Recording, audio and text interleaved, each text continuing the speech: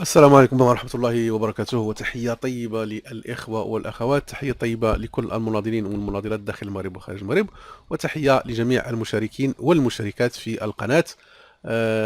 كيف ما كنعرفوا أن الاحتجاجات اللي كاينة، اللي انتشرت في جميع النواحي ديال جرادة، بسبب آه، وفاة الأخوين رحمهم الله، اللي كان السبب هو النظام والحكومه، هو المغرب، هو الوطن اللي ما عطاهمش، اللي تخلى عليهم، اللي سمح فيهم، اللي ما عطاهمش حقوق ديالهم.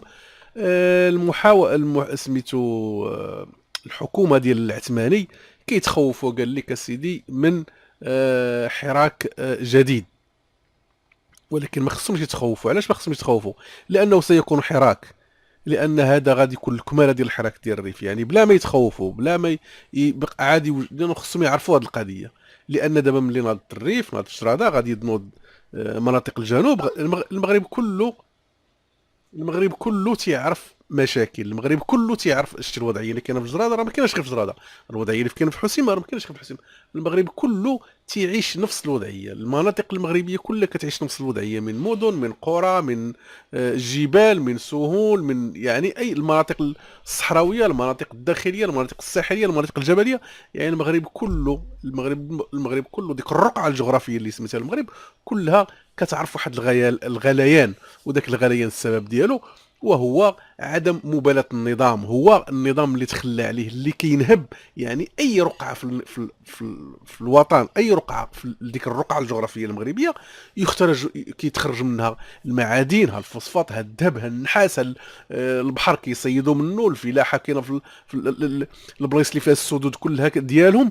يعني المغرب كلهم استعمروه. وشكون هو اللي مثلا جالس في الصهد دابا؟ وشكون هو اللي جالس كيقاسي؟ وشكون هو اللي تيعاني؟ وهو الشعب المغربي. دونك اشنو كتسنى العثماني من الشعب المغربي، من هذه الوضعيه اللي نتوما حطيتوها فيه؟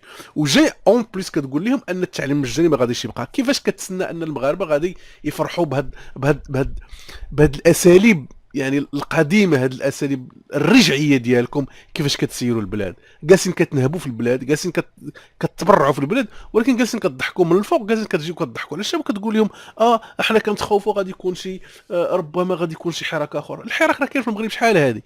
راكم غير راه اللي كيخلي مثلا المغاربه ساكتين، اللي كيخلي المغاربه صابرين، راه ماشي حيتكم قادين لهم شي حاجه، نو، حيتكم قامعينهم، حيتكم خايفين.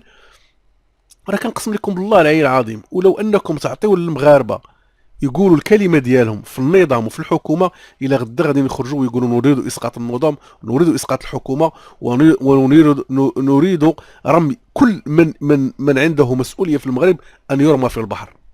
يعني لو تعطوا، انا على مسؤوليتي، لو تعطوا للمغاربه الحريه انهم يختاروا اشنو بغاو، غادي يختاروا اسقاط النظام، اسقاط الحكومه، اسقاط المخزن. هادو هما الشعارات اللي غادي يتهزوا. ولكن نتوما، اي انسان مثلا تيبغي كيخرج كيطالب الحقوق، كتحطوا ليه عسكر ديال العسكر سميتو دوك لي زيكسترا تيريستر والكاسكات وكذا وهذه. راه سي نورمال غادي نتخلعوهم.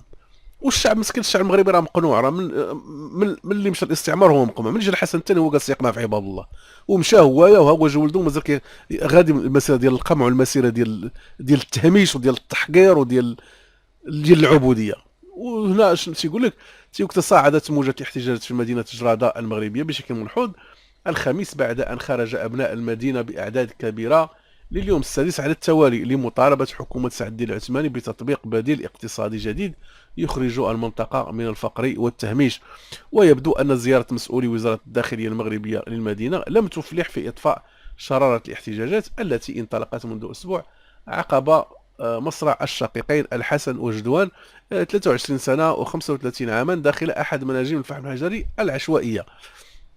وخرج مساء الخميس آلاف إلى الشوارع والميادين الكبرى في مدينة جرادة حاملا شعارا واحدا، وهو رفع التهميش عن مدينتهم المتخلفة للحدود الشرقية للبلاد. ويعتبر المحتجون أنه يتوجب وضع حد لحالة الركود الاقتصادي منذ إغلاق شركة مناجم الفحم المغربي التي شكلت حولها المدينة منذ ثلاثينات القرن الماضي. ويطالب أبناء المدينة بالتنمية الاقتصادية لمنطقتهم وبإيجاد حلول عاجلة لمشكلة البطالة التي تعاني منها نسبة مرتفعة من الشباب، مما يدفعهم للمخاطرة بأرواحهم في مناجم الموت الملجأ الوحيد للشباب العاطل. واستنفرت هذه الاحتجاجات حكومة سعد الدين العثماني خشية أن تتسع رقعتها وتتحول إلى حراك شعبي شبيه بحراك الريف، حيث أكد مصطفى الخلفي الناطق الرسمي باسم الحكومة أن هناك مجموعة من المشاريع التي يتم إجراؤها بسرعة لتحسين الأوضاع الاجتماعية في جرادة.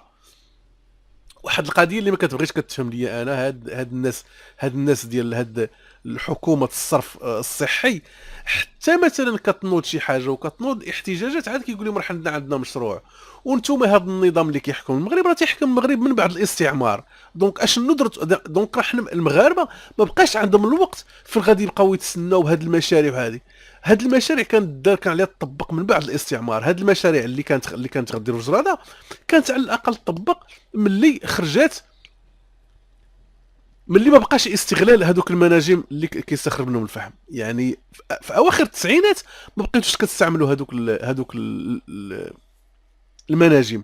دونك حتى لدابا، حتى خرجوا الناس بداو تيموتوا الناس، عاد خارج لهم الخلفي تيقول لهم راه عندنا مشاريع وغنديروا. لا سيدي، وقتكم فات، وقتكم سالا. انتم هاد الهضره اللي كتقولوا سالت. هاد الهضره كانت خصها تخرج ملي ما بقاش استخراج الفحم من هاد من اواخر التسعينات. كتقولوا سديتوا هاد المناجم هادو، وراه في هذيك الوقيته كنتوا تفكروا في هذوك الناس، في هذيك الوقيته كنتوا تفكروا في الناس الساكنه ديال جراده.